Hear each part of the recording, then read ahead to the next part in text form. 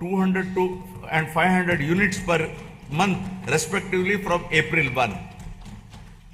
Now about resurgence of dignity to ascendance of human potential.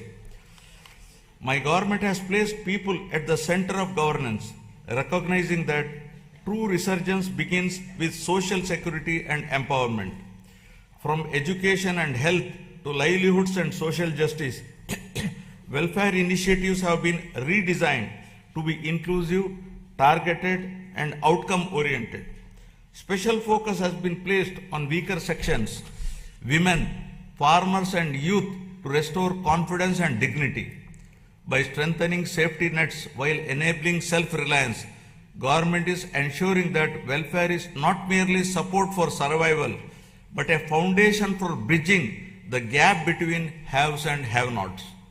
This approach marks the transition from welfare-led resurgence to people-driven ascendance.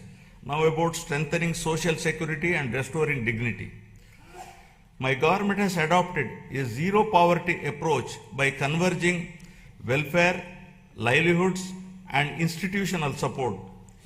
Instead of fragmented schemes, benefits are being aligned to every household to address deprivation in a comprehensive manner through family benefit management system. Welfare support is linked with skilling, credit, market access, and social security so that families move steadily from dependence to self-reliance. To enhance transparency, a family card will be introduced, enabling households to view benefits received and those available, making governance truly digital, responsive, and family-centric. The P4 Public-Private People Partnership, launched on Ugadi 2025, has strengthened this convergence by connecting public systems with community participation. This integrated framework ensures that poverty reduction is not temporary relief but a permanent exit, transforming welfare into a ladder for economic and social mobility.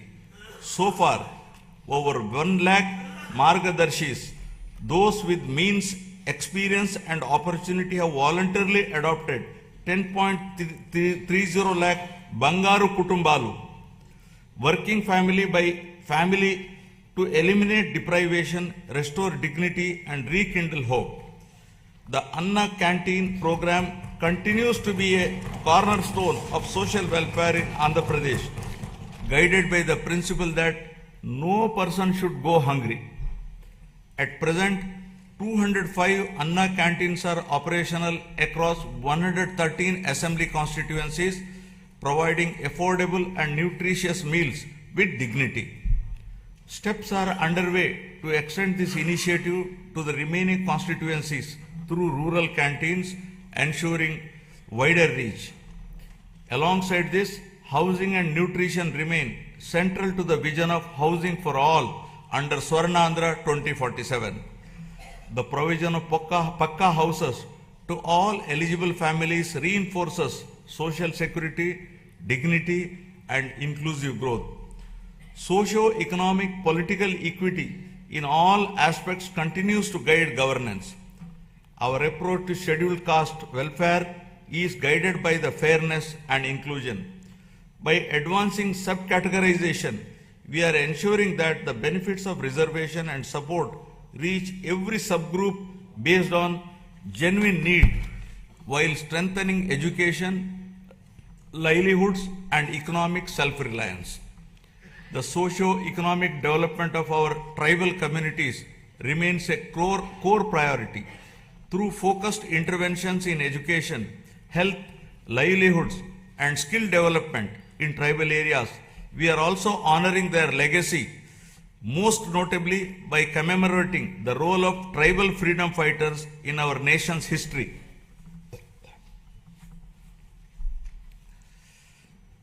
Backward classes are central to our vision of strong and inclusive Andhra Pradesh. Our government is firmly committed to enhancing their economic opportunities, safeguarding social dignity, and ensuring fair representation and legislative, local, and institutional spaces backed by a clear long-term protection framework. Through Adharana 3 scheme.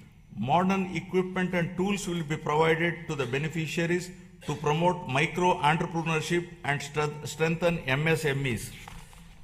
The government is extending focused support to weavers, fishermen, toddy tappers, washermen, barbers, artisans, and other traditional occupational groups, ensuring interventions that address their distinct social and economic needs. For minority communities, our focus is on security, opportunity, and trust. Alongside strengthening educational and economic support, we are taking firm steps to protect Waqf properties and ensure transparent governance so that development reaches every household with confidence and dignity. Now about investing in education and health for human advancement. Education remains the most powerful driver of future transformation. Andhra Pradesh is steadily emerging as a hub for advanced learning in information technology and frontier areas such as quantum computing. Strong enrollment, skilled faculty, and industry collaboration are attracting global attention. International companies are increasingly viewing the state as a talent destination. By strengthening education system and aligning them with emerging technologies, my government is preparing youth not just for jobs, but for leadership in the knowledge economy. This investment in human capital will shape the state's long-term competitiveness. To strengthen this ecosystem, the government is modernizing technical and vocational education by upgrading training infrastructure, introducing digital classrooms, immersive learning environments, and advanced technologies such as AR/VR based training in select institutions. Industrial training institutes are being strengthened through modern machinery, updated curricula, and closer alignment with industry requirements. In addition, national level institutions, including specialized institutes for women and persons with disabilities, are being planned to expand access and inclusivity. Together, these initiatives are building future-ready workforce capable of driving industrial growth, innovation, and sustained employment across Andhra Pradesh. Health, welfare, and development are being pursued as interconnected pillars. Health security is being strengthened through financial protection and systemic reform so that access to care does not